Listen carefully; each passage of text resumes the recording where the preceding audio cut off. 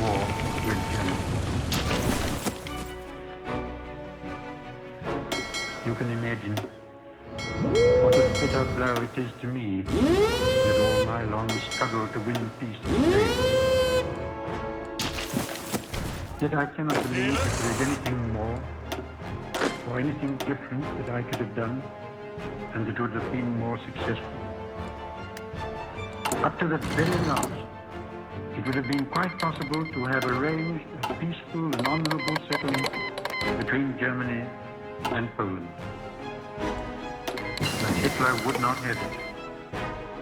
He had evidently made up his mind to attack Poland whatever happened.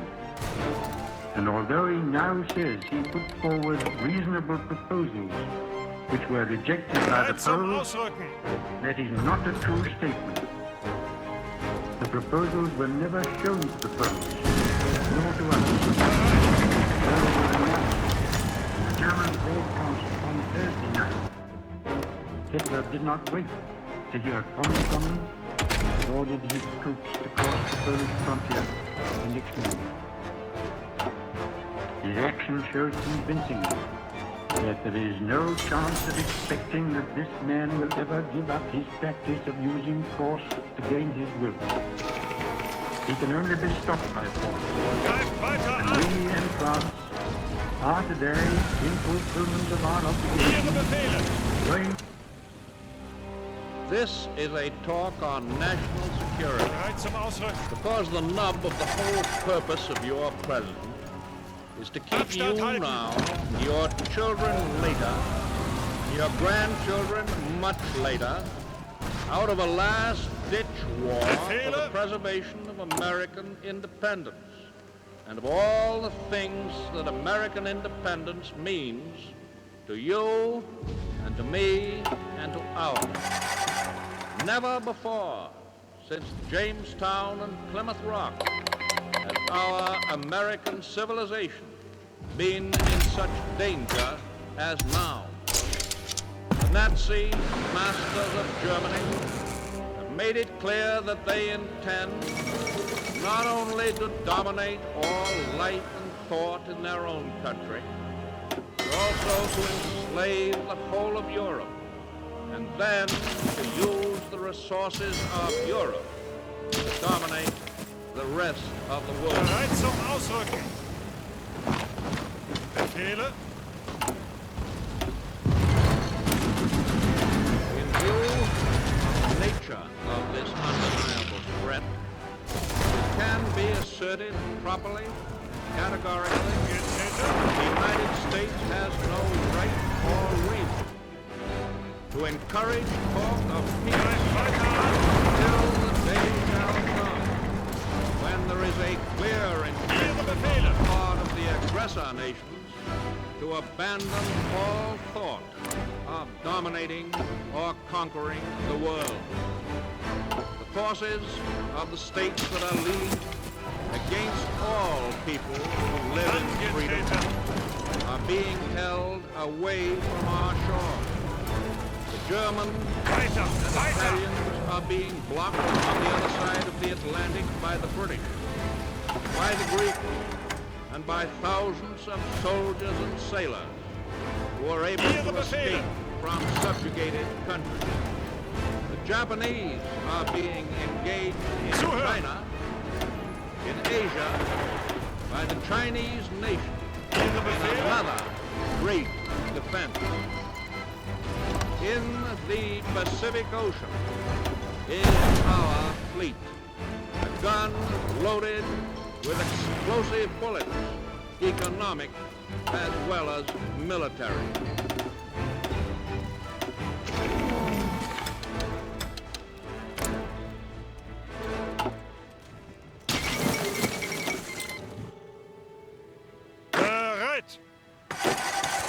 Frankly and definitely, there is danger ahead.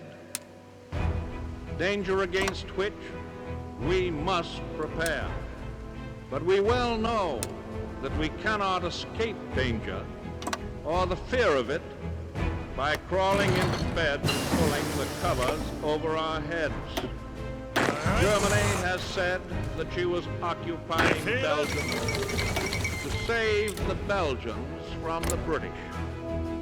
Would she hesitate then to say to any South American country, we are occupying you to protect you from aggression by the United States? Belgium is being used as an invasion base against Britain, now fighting for its life.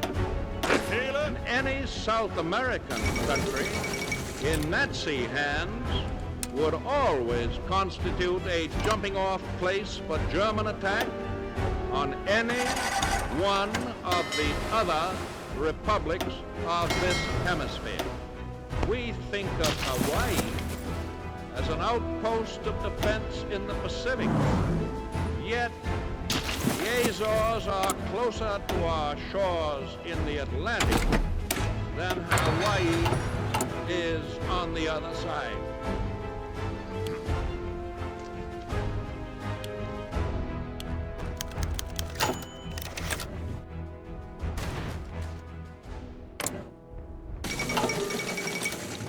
There are those who say that the Axis powers would never have any desire to attack the Western Hemisphere.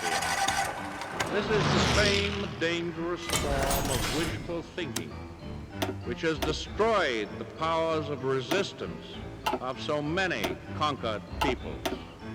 Let us no longer blind ourselves to the undeniable fact that the evil forces which have crushed, undermined, and corrupted so many others are already within our own gates. Your government knows much about them, and every day is ferreting them out. Their secret emissaries are active in our own and neighboring countries. They seek to stir up suspicion and dissension, cause internal strife. They try to turn capital against labor and vice versa. They try to reawaken suffering, racial and religious enmity, which should have no place in this country. And there are also American citizens, many of them in high places, who unwittingly, in most cases, are aiding and abetting work of these agents. I do not charge these American citizens with being foreign agents, but I do charge them with doing exactly the kind of work that the dictator wants done in the United States. The experience of the past 2 years has proved beyond doubt that no nation can appease the Nazi. No man can tame a tiger into a kitten by stroking it. There can be no appeasement with ruthlessness.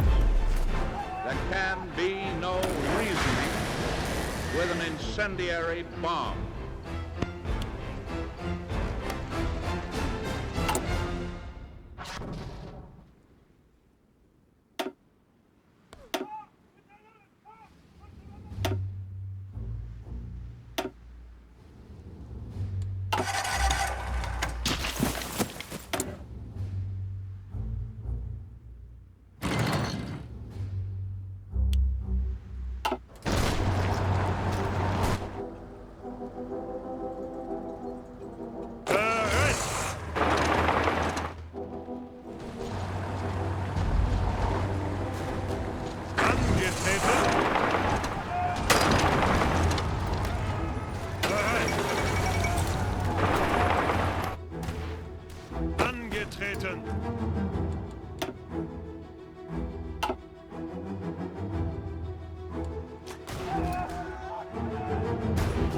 Ihre Befehle?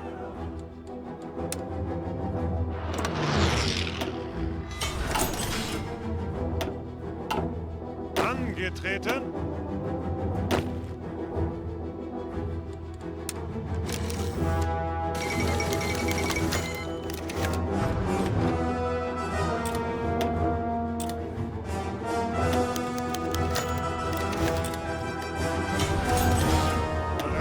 Ausrücken!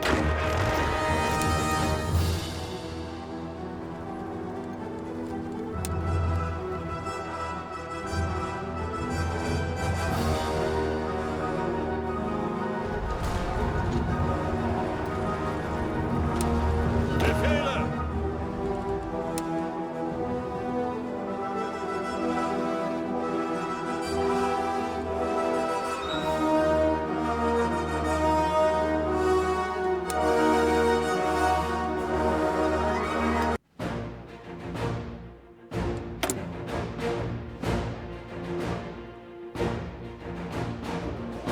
Soldiers, sailors, and airmen of the Allied Expeditionary Force, you are about to embark upon the great crusade toward which we have striven these many months.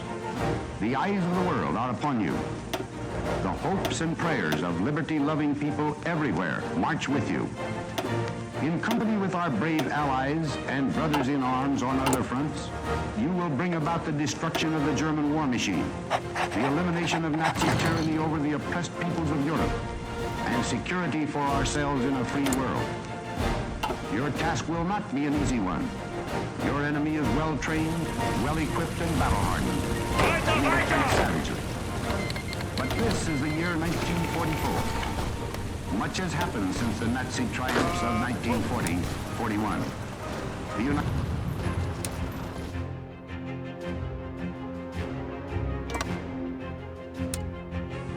Mr. Speaker, on Friday evening last, I received His Majesty's commission to form a new administration. It was the evident wish and will of Parliament and the nation that this should be conceived on the broadest possible basis, and that it should include all parties, both those who supported the late government and also the parties of the opposition. Auf geht's! I have completed the most important part of this task.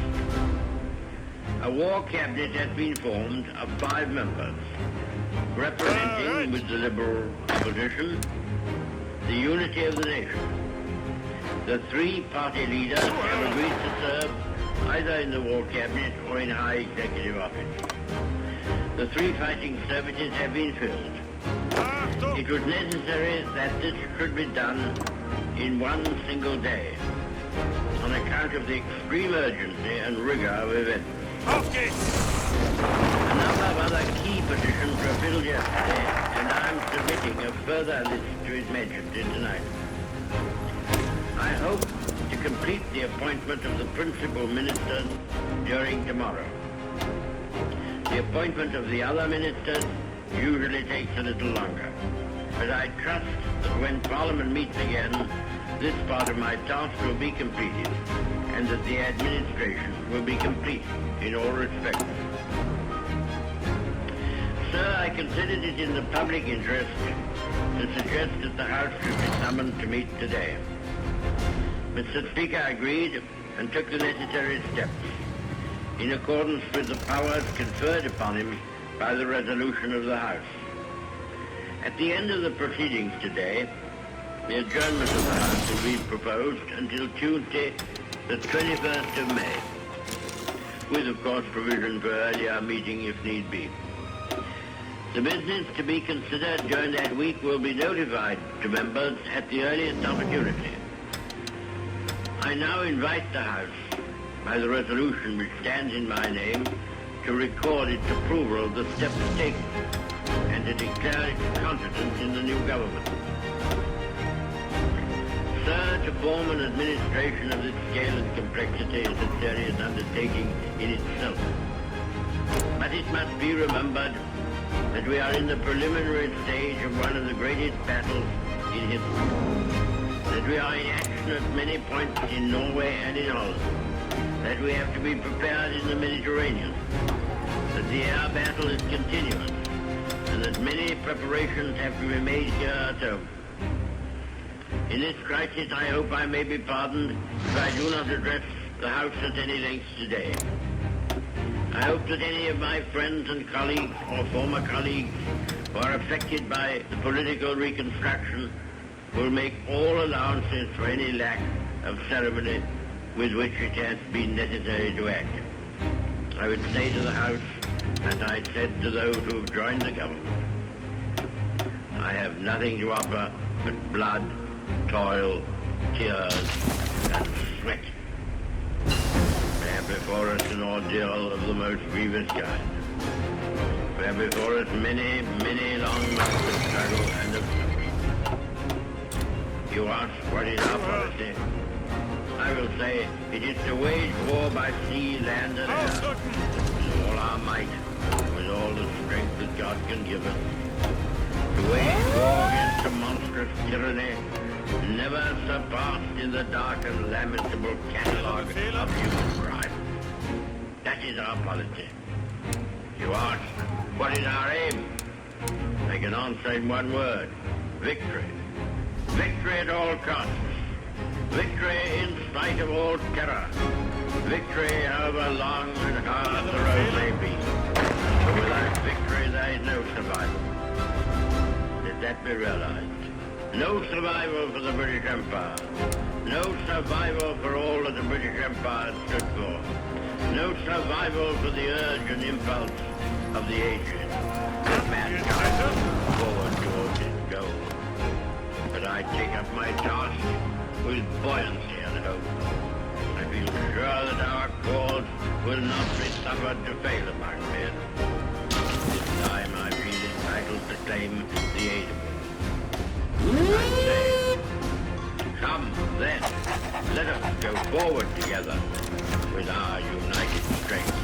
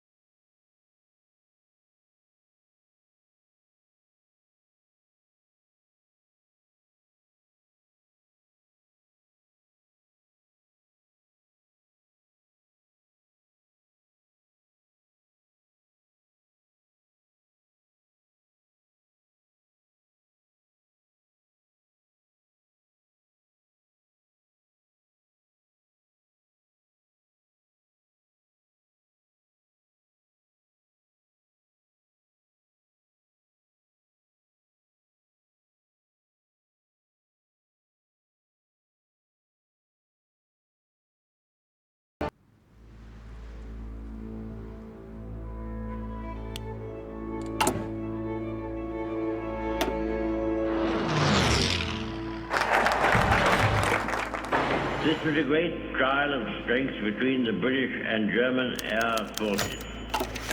Can you conceive a greater objective for the Germans in the air than to make evacuation from these beaches impossible, and to sink all these ships which were displayed almost to the extent of thousands? Could there have been an objective of greater military importance and significance for the whole purpose of the war than this? They tried hard, and they were beaten back. They were frustrated in their task. We got the army away, and they have paid fourfold for any losses which they have inflicted. Sir, when we consider how much greater would be our advantage in defending the air above this island against an overseas attack, I must say that I find in these facts a sure basis upon which practical and reassuring thoughts may rest. I will pay my tribute to these young airmen. The great French army was very largely, for the time being, cast back and disturbed by the onrush of a few thousands of armored vehicles. May it not also be that the goal of civilization itself will be defended by the skill and devotion of a few thousand airmen? There never has been, I suppose, in all the world, in all the history of war, such an opportunity for use. The Knights of the Round Table, the Crusaders, all fall back into the past. Not only distant, but prosaic. These young men going forth every morn to guard their native land and all that we stand for, holding in their hands these instruments of colossal and shattering power, of whom it may be said that every morn brought forth a noble chance, and every chance brought forth a noble night, deserve our gratitude, and to all the brave men, in so many ways and on so many occasions, are ready and continue ready to give life and all for their native land. Nevertheless, our thankfulness at the escape of our army and so many men whose loved ones have passed through an agonizing week must not blind us to the fact that what happened in France and Belgium is a colossal military disaster. The French army has been weakened, the Belgian army has been lost, a large part of those fortified lines upon which so much faith had been reposed is gone. Many valuable mining districts and factories have passed into the enemy's possession. The whole of the Channel ports are in his hands, with all the tragic consequences that follow from that. And we must expect another blow to be struck, almost immediately, at us or at France. We are told, sir, that Herr Hitler has a plan for invading the British Isles. This has often been thought of before. When Napoleon lay at Boulogne for a year with his flat-bottom boat and his grand army, he was told by someone, there are bitter weeds in England. There are certainly a great many more of them since the British expeditionary force returned. Sir, I have myself full confidence that if all do their duty, if nothing is neglected, and if the best arrangements are made, as they are being made, we shall prove ourselves once more able to defend our island home, to ride out the storm of war, and to outlive the menace of tyranny, if necessary for years, if necessary alone. At any rate, that is what we are going to try to do. That is the resolve of His Majesty's government, every man of them. That is the will of Parliament and the nation.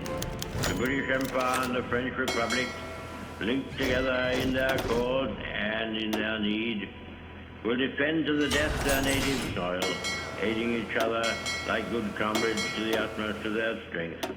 We shall go on to the end. We shall fight in France. We shall fight on the seas and oceans. We shall fight with growing confidence and growing strength in the air. We shall defend our island, whatever the cost may be. We shall fight on the beaches. We shall fight on the landing grounds. We shall fight in the fields and in the streets. We shall fight in the hills. We shall never surrender. And if, which I do not for a moment believe, this island or a large part of it was subjugated and starving, then our empire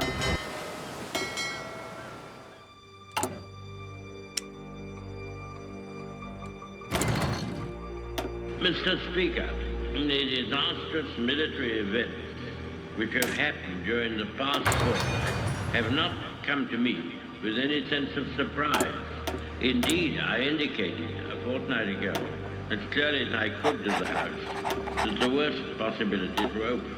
And I made it perfectly clear that whatever happens in France would make no difference to the resolve of Britain and the British Empire to fight on, if necessary for years, if necessary alone.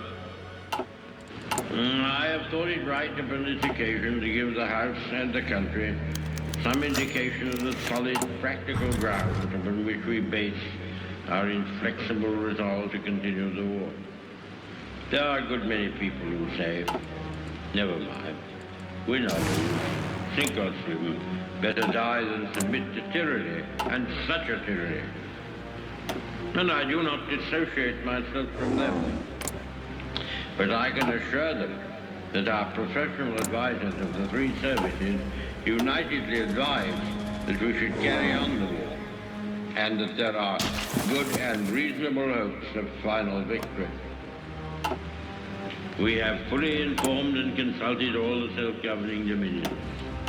These great communities, far beyond the oceans, who have been built up on our laws and on our civilization, and who are absolutely free to choose their course, but are absolutely devoted to the ancient motherland, and who feel themselves inspired by the same emotions which lead me to stake our all upon duty and honor. We do not yet know what will happen in France, or whether the French resistance will be prolonged, both in France and in the French Empire overseas. The French government will be throwing away great opportunities and casting adrift their future if they do not continue the war in accordance with their treaty obligations, from which we have not felt able to release them. The House will have read the historic declaration in which it is the desire of many Frenchmen and of our own hearts, we have proclaimed our willingness at the darkest hour in French history to conclude a union of common citizenship in this country. However matters may go in France, or with the French government, or other French governments, we in this island and in the British Empire will never lose our sense of comradeship with the French people. If we are now called upon to endure what they have been suffering, we shall emulate their courage. And if finally the victory rewards our toils, they shall share the gains. Aye, and freedom shall be restored to all. We abate nothing of our just demands. Not one jot or tittle do we recede. Czechs, Poles, Norwegians, Dutch, Belgians have joined their causes to our own. All these shall be restored. What General Weygand calls the Battle of France is over.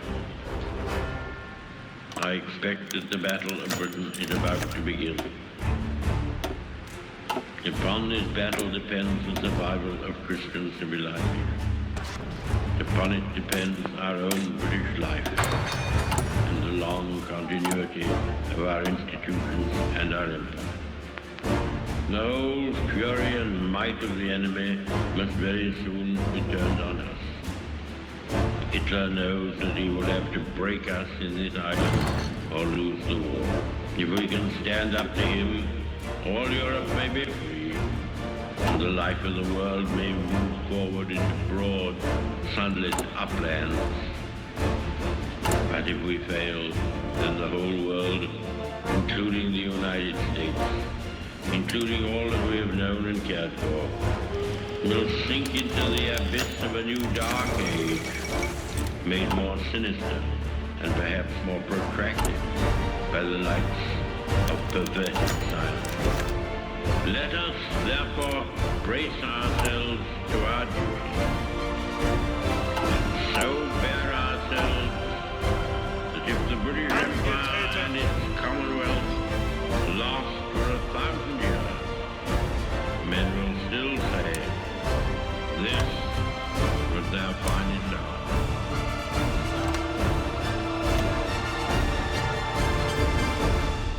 Auf geht's! Achtung!